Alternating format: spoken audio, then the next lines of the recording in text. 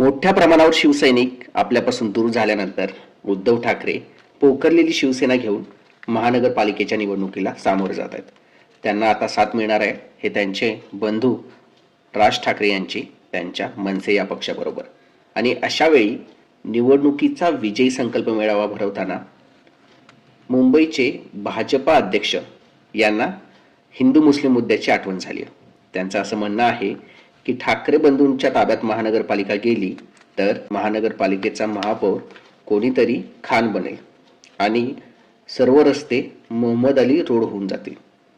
या पद्धतीचं वक्तव्य भाजपा मुंबई अध्यक्ष अतुल साटम यांनी केलेलं आहे.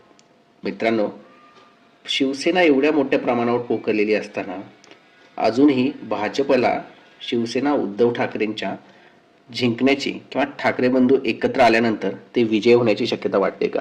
आणि याच भीतीमुळे त्यांनी